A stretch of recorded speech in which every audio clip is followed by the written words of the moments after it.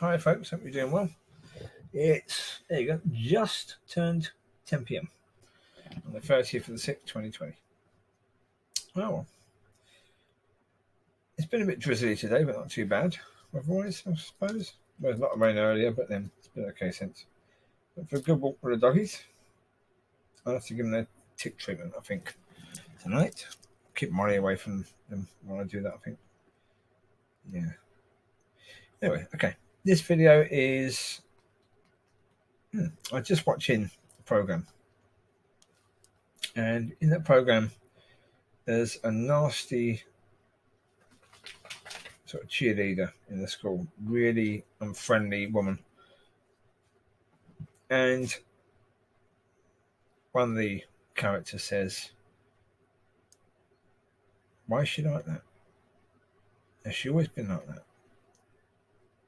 And then another one said, "Yeah, she's been like that, as long as I've known her." Then another girl comes in and says, "Oh, she knew her when they were really young, and she was really friendly, really lovely, lovely girl. Then her mum died, and her dad has remarried twice since. And a few years after her mum died, she then became the most feared girl in her year at school. Suddenly her personality changed." That's it. That's the thing, isn't it, with people? Is that you only see what you're able to see right now. You know? This is why, really, when it comes down to, I think this is why God said, "Vengeance is mine," because we see people. We may see that people are nasty, unfriendly, whatever, vindictive, a pain in the butt. Whatever we may see, we only see what we see now. We don't see how people got to where they got to. We don't see, who they're going to be in maybe 5, 10 years time. When things could completely turn around for them, and they could be far nicer in the future. So God says, "Vengeance is mine," because I know these people. I know who they are. I know how they got to where they got to. I know who they're going to be. And it's like, we expect God to have patience with us for when we do things. Well, why wouldn't God therefore have patience with them as well? Of course he is. He's going to allow them to do things and say things that they shouldn't do and they shouldn't say, because he's allowed us to do that. He's allowed us to learn who we should be, to make our mistakes. So these people are making mistakes. These people are doing things that are bad. But so have we. We've done that. We still do it. And we still ask God to be patient with us. We still repent and expect to be forgiven once we've repented of such things. And that's it. That's the reality of the situation. Yeah. And it's so easy in today's society. We have people so ready to attack each other, so ready to try and take each other down. So to show forbearance and to not, try to avenge yourself because people are doing things to you. That's the thing. Not easy to do that stuff. Not easy in any way, shape, or form. Of course, it's far more tempting to try and avenge yourself, to try and do things to. If people are doing things against you, then yeah, attempting to do things that are going to pee them off, that are going to be annoying for them. So at some point they might call it quits. Yeah, so when they're pushing you, you want to push back. But when you push back, you've had your vengeance. So even if there was vengeance for God to have, He won't have it now. You've had your vengeance. There you go. Your vengeance has been had. It's exactly the same as when the Pharisees and all those people were praying out in public. There was Jewish religious people when they were doing all their prayers in public and whipping themselves in public, so that people would, say, "Oh, hasn't that person done well? See, that person loves God. Look at all that what they're doing. They submit themselves to God. They're sort of punishing themselves for the things that have done wrong." What a wonderful example this person is. What did the Lord say? He said, "You've had your reward." There you go. The crowd looking at you and cheering as you do all that, thinking what a great human being you are. There's your reward. You won't get any reward from God now. You've had it. And reward and vengeance is the same. If you choose to get it a different way, you can't expect God to give it to you afterwards as well. And what can be infuriating as a Christian is that God says, "Vengeance is mine," and then you never see God smite somebody. He never smites them. Sometimes you want to see a smite. Someone being smited or smoted, whatever the word would be for that. But sometimes you want to see that. Sometimes you want to see God carry out that vengeance, where He said, "Vengeance is mine." You want to see evidence of that. Yeah. You want to say to God, "Okay, I didn't fight. I didn't try and fight this situation. I didn't try and fight for myself. So you said vengeance is yours. So go get it."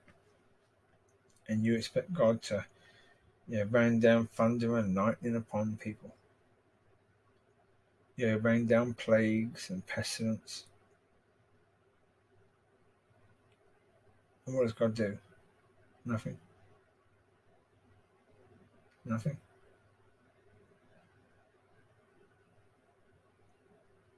I mean, we have the promise that when the people die, they face a judgment then.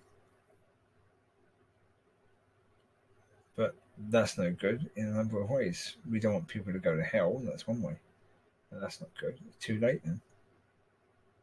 In many ways, a little bit of smiting would be a good thing, I think, because if it helps people to realise that sin is a serious problem and that they need to repent and that they need to continue repenting and watch their behaviour, then people wouldn't need to be judged at the end of their day because they would have repented. They would have got themselves right with God.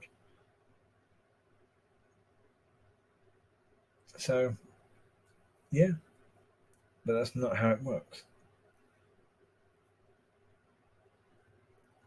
I think when God says vengeance is mine, I think generally speaking, He's saying, at the end of that person's life, I will judge them based upon what they've done, including what they've done to you. But that's no consolation, not in the moment or at a later stage.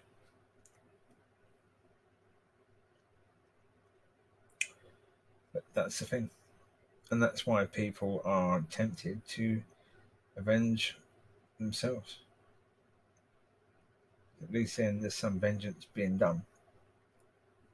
If somebody wants to harass you or cause you problems, then you do the same back. Okay, you're going to push me, I'm going to push back. Okay, you're going to be a pain in the butt. Well, so am I.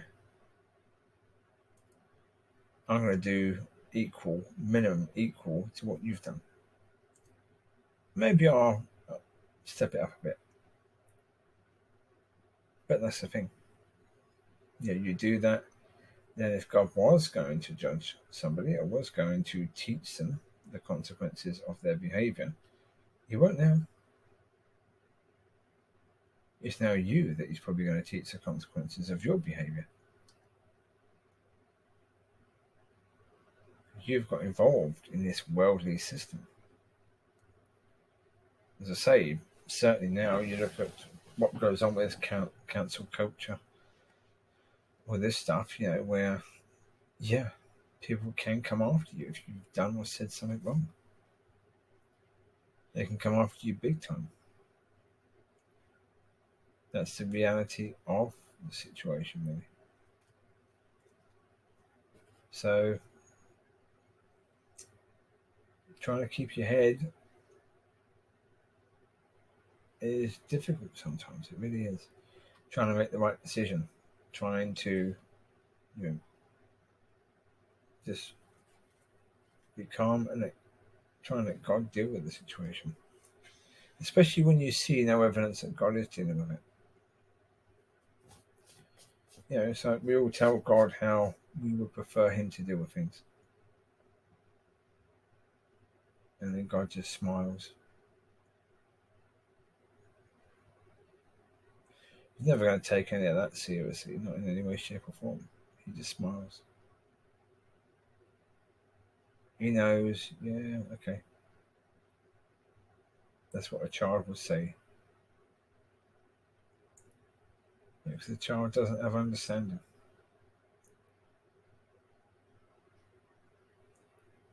God does things the way He does things. And, we don't understand it. It doesn't make sense a lot of the time. It really doesn't. But, yeah.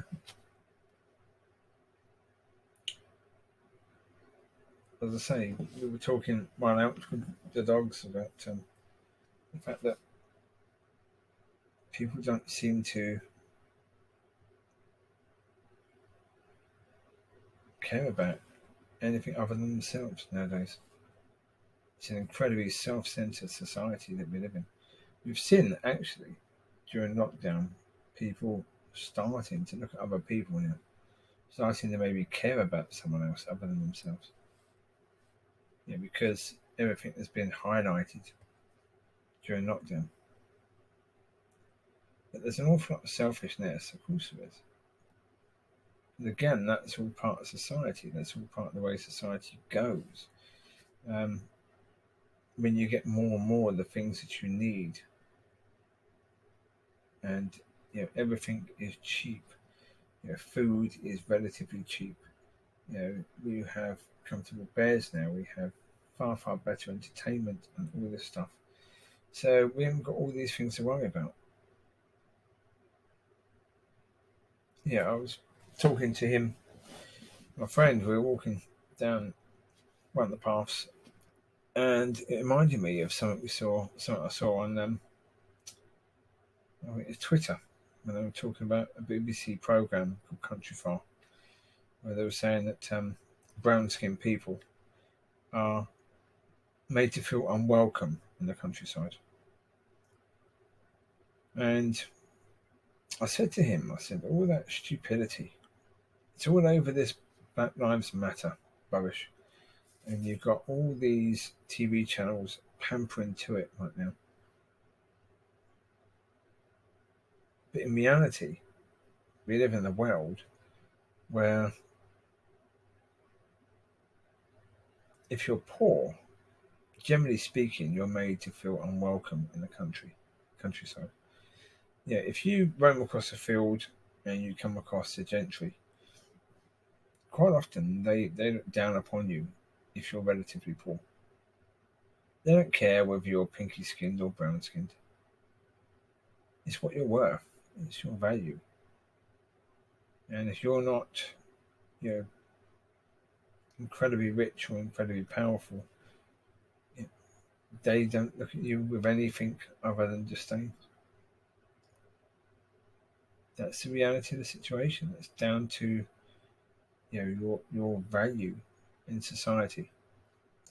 You're counted as worth less. I've done that before. Videos on that issue, the worthlessness issue. That's what it is. It's not colour related. And of course, you can have these agencies like the BBC jumping on the bandwagon of Black Lives Matter. Everything has to include a Black Lives Matter point nowadays. Even TV programs about countryside and what's happening with the rabbits and the birds and the foxes. Oh, but by the way, black people are made to feel unwelcome in the countryside. Really? Jeez. That program that I told you about just ended, the last episode of that. The Penny Dreadful, City of Angels. Brilliant ending. Really good. At one point you had it's Natalie Dormer, her character.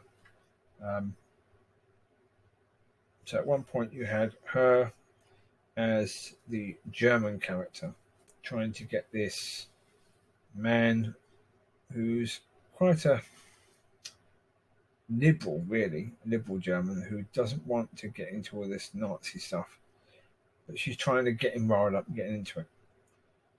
Now, then you've got the Natalie Dormer character who is, I think, is it Puerto Rican?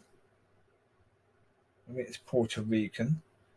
And she is with a load of people marching because they're going to an area where one of theirs was hanged by the police. They're going to get the body down. Anyway, as the Puerto Rican one sees the German one, she nods. The child of this, the German one's child, apparently, then screams at a massively high level. And so the man, who's in the driver's seat of the car, panics and puts his foot in the accelerator a bit and goes into one of the marchers. The one who's a Puerto Rican, that's the Dormer one, then says, "They're now trying to run us over." She screams that out. Suddenly, everyone's fighting everyone. Everyone's attacking everyone. They're trying to smash the car up where these people are. They're fighting against soldiers. And that is exactly what this character wants. She wants carnage. She wants war. And it's like, yeah, there you go. That's incredibly demonic, but that pretty much shows how the devil works. He doesn't force you to do things. It's that little whisper. It's that little suggestion that you take. That petty revenge idea that comes into your head. You take it. You take it. Petty revenge is as much of a sin as any other sin. Yeah. You're trying to be malicious to somebody, you're trying to hurt somebody in some ways, that's a sin. And what the devil wants is for you to sin. And it's a little suggestion that comes in. The devil never makes anyone sin. That's the thing. So if the devil ever made people sin, then the person themselves would never be accountable on the day of judgment. They can never be held accountable for their sins because they would simply say the devil made me do it. And God couldn't really argue with that. So the way it's been designed is that the devil can't make anybody sin. The devil can put ideas in your head. You decide whether you take those ideas and run with it.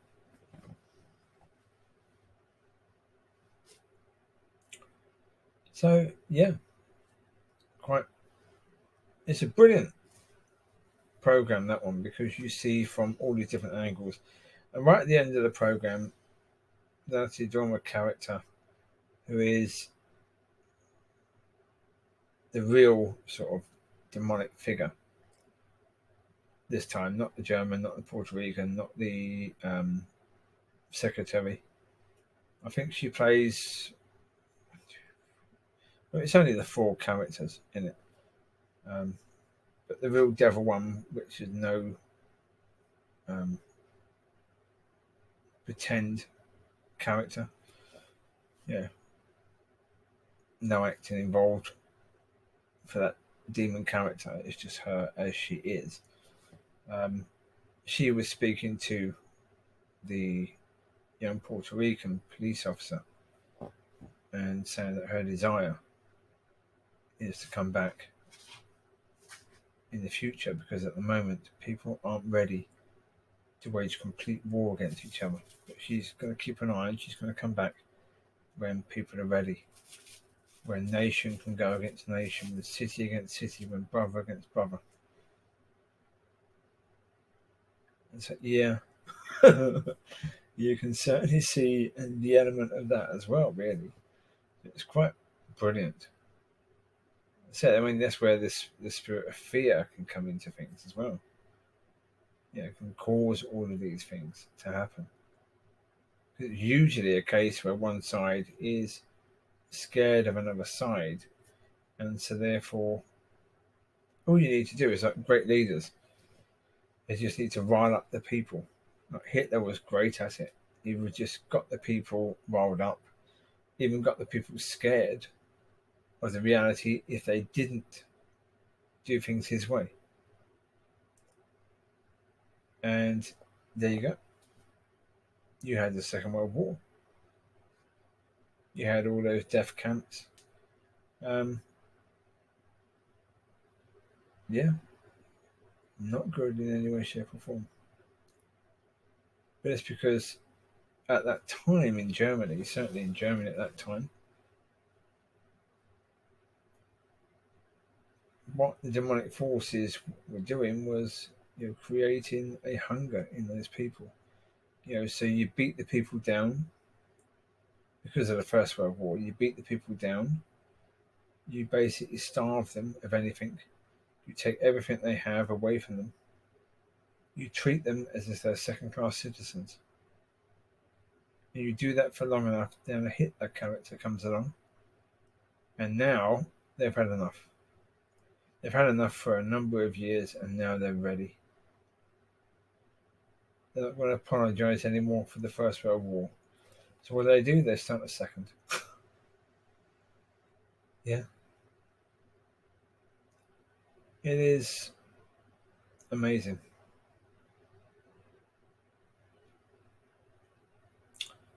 But that's the reality of life, isn't it? Human beings were able to do what they did to other human beings, were able to do that to women and children. To say to them, get undressed, you'll be coming back to your clothes, just go in that room, then they gas them to death. And then they would, separate the clothes from boys and girls and adults, and then they would, sell those clothes off, and they would divide the jewels among themselves, and despicable when you think of how human beings could do that. There was a program actually. Friend was talking about. He saw some program where there was a German who was in charge of one of these camps, and so he had Jewish slaves working for him, but he never killed one of them. Then he went on holiday. He was due on holidays. He went on holiday for 2 weeks. When he came back, every single one of those workers had been killed by the Gestapo. Every single one of them. And he had a nervous breakdown and ended up being hospitalized because of it.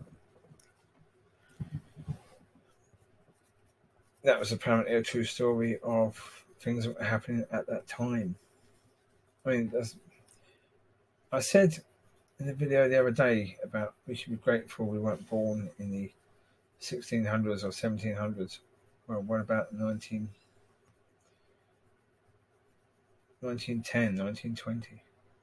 So if we'd been born then, we would have been involved in that war. in the Second World War and we were seeing some awful things, we may have survived it, we may not have done. But the trauma of being involved in something like that, thankfully, we are living in an age now where we've not had a world war for a very long time. Actually, this nation, look at any nation, actually, Europe itself hasn't really had any major conflicts going on. Now, that is very, very rare throughout history because there's always been conflicts going on. Between Britain and France, Britain and Italy, Britain and Spain and France and Italy and Germany and all these different nations fighting against each other for hundreds of years. They're constantly being at each other's throats and being at war. Yet now we seem to have a lot of peace. And as I say, that's probably going back to the point of why people don't really care about anyone else now, is because we have it so good now. In a way, life is comfortable. You still have the situation of the worthlessness people, the people that are viewed as worthless by society. That's common. That's still there, but even for those people, life is so much more simple and so much more comfortable than it ever has been throughout history. More comfortable and more easy than anyone in history previously could even have imagined it could be. We have everything, and even the poorest of people have so much now compared to what they would have had in the centuries beforehand. But now we don't really care about people anymore. We don't try and look after neighbours, but I said in previous video, part of the reason why that is because, rental. When people owned, they would look after their neighbours, but rental, no. You don't care, there's no ownership. You don't own the property. If you don't own the property, it doesn't really matter if you don't get along with the people living around you. You're renting, so you're going to be moving soon. They're renting, so they're probably going to be moving soon. Does it really matter? You don't own it. You're not planning to live there for the next 20 years of your life, are you?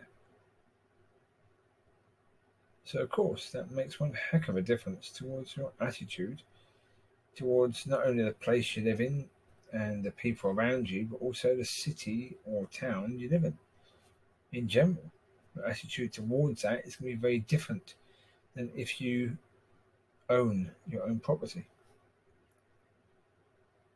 If you own, then you have a stake in it. It's important that the town does well because you don't want your property value to do badly. It's important you get on well with your neighbours because, at some point you may want to sell your house and you want good neighbours for your new for your purchasers to move in. So you want to develop good relationships with the people around you. Whereas when you rent, none of that is true. None of it. It doesn't matter. It just doesn't matter. And so, how you turn that around, I don't know. How you get people to have a stake in the area and, to want to develop good relationships with the people around them.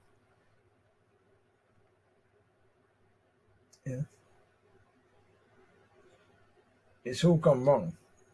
And it's all gone to pot basically in that sort of way. It's like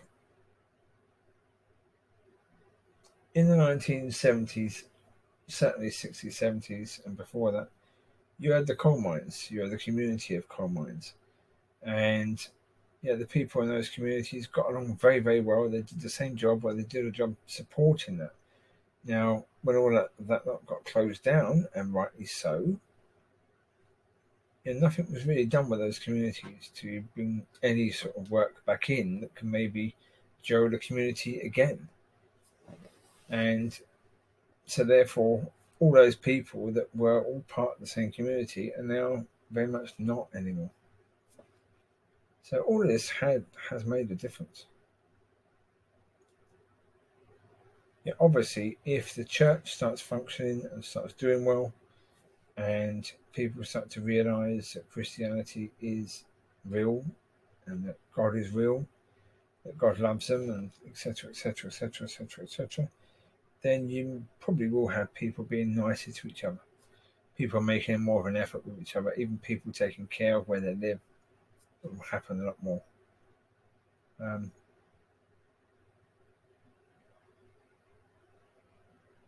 yeah, that seems to be the only way forward, really, because that deals with the people's souls as well as all the rest.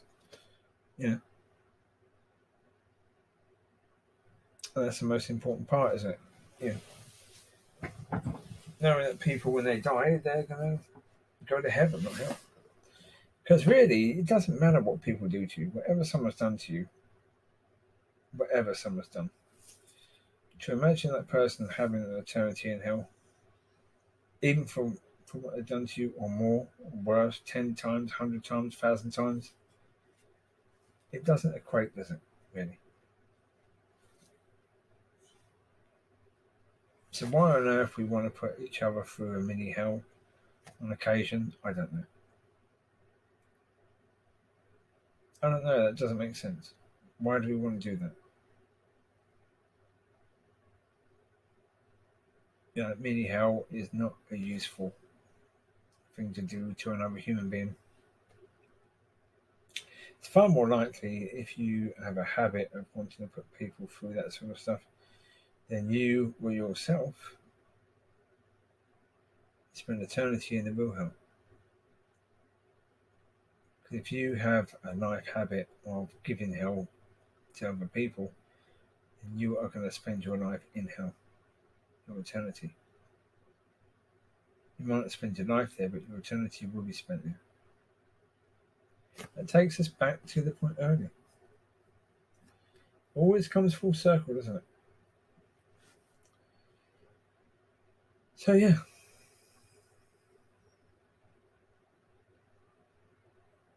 it's not easy to let God be in charge, especially when it often seems that how can God be in charge if these things are happening?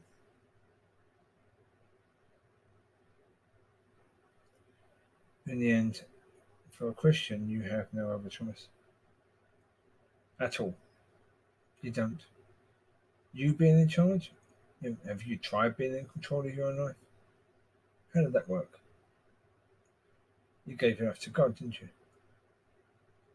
Because you realised you were pretty poor at being in control of your own life. You gave your life to God. So why now would you be more able to run your own life than you were before? That's the reality, isn't it, really?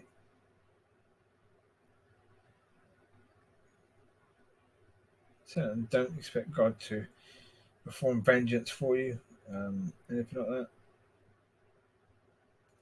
In the end, get on with life. Get on and live.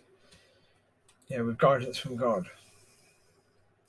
Again, we go back to the point that I was speaking about so much in the past that I've gone away from because I've got into a load of crap issues that I've just been bogged down with for a while. But the most important thing is to be led by the Holy Spirit so that you can walk according to God's will, according to God's ways. And doing that stuff is useful because you won't get through it otherwise. You just won't. You're going to have people that are sent to test you and to be a pain in the arse. And when you have those people, you've got to pass the test. I mean, the hope is that this is the final test.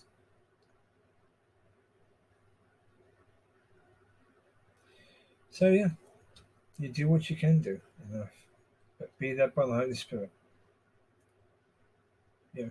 let God lead you, and then hopefully you'll end up on the path that is going to be far more comfortable for you. And that's the thing, if you're successful in your Christian walk, then people can come against you, but it won't matter. You won't even notice it. You'll just flick it off. Won't matter, will it? So, yeah. It is what it is, isn't it, really? So, yeah. So you take care. God bless. And I will speak to you soon. I have no idea what the title of this one will be. I will see God on it. And I suppose, yeah. Oh, dear. Don't know. There's been a lot of things discussed that have all come back to the same thing. So, yeah. You take care. God bless. And I will speak to you soon. Bye bye.